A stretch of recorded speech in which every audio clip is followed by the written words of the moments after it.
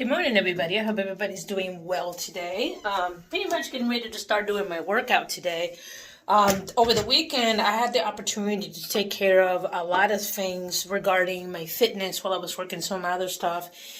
And a lot of it was, like I said before, I'm currently looking at my diet and then I'm looking at my portions and I'm trimming to that. So I was able to bring down my carbohydrates a little bit. Know that we did a big pasta pot last week.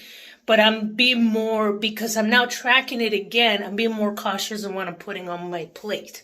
So that's already helping. So I was able to bring down my carbohydrates a little bit. And that worked out pretty good. Now here's the next part that I want to talk about.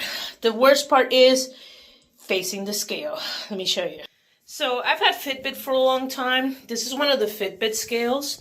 And what's really cool about this is that when you get on it, and I got extremely big. I just had breakfast, so my stuff is probably extremely out of whack. Unfortunately, I'm back at the 250 range. But what's really neat is that this talks directly to your app. And you can't BS it. You can't do it. You know, it is what it is. So this was another hard fact. Like, I knew that I have gotten big again, but now I physically have data for my brain to track. Here is a machine telling me, yo, you fat. So, and that's okay. We all got to start somewhere. So, but I was happy to get this back up and running again to kind of put me back in my place, to make me more aware of what I need to do to get myself back in order. And like I said, you know, life happens. I'm 43, going to be 44 this year. I've been through a lot.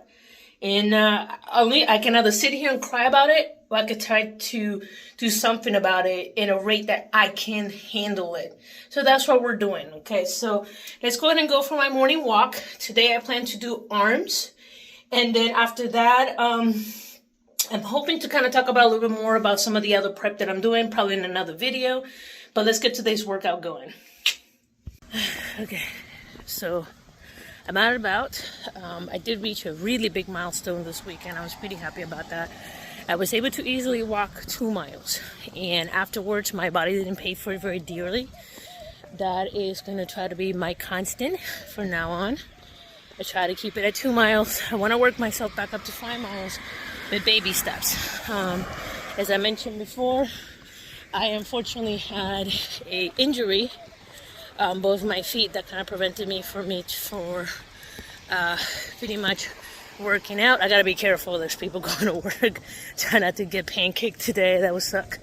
But yeah, it's pretty much just getting myself back into the rhythm, back into the cadence, learn how to be forgiving, pace myself. That's the hardest part. When you used to do something and then you stopped and you try to come back, you kind of want to try to go where you left off. And that's not how it works with your body. Especially if, as your body ages, you can do less and less of this stuff.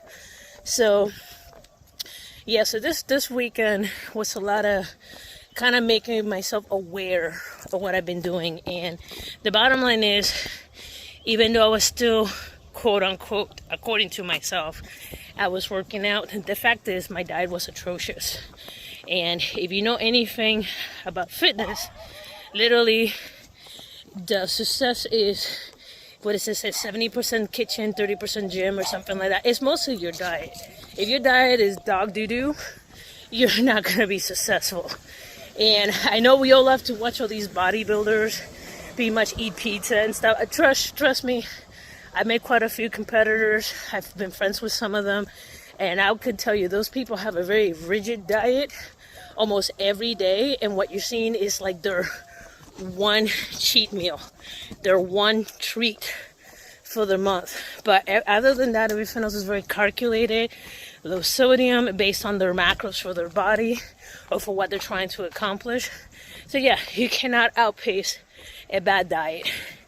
And me looking at the scale over the weekend and kind of coming to terms that, hey, you really let yourself go, start over, that's okay. And right now the goal is, it's not aesthetics for me. Aesthetics will be nice, but my goal is that I can stay active, that my fiance doesn't have to carry me because of my poor health, that I don't want to be a burden on my family because of that, which I've been through that myself, taking care of my own family.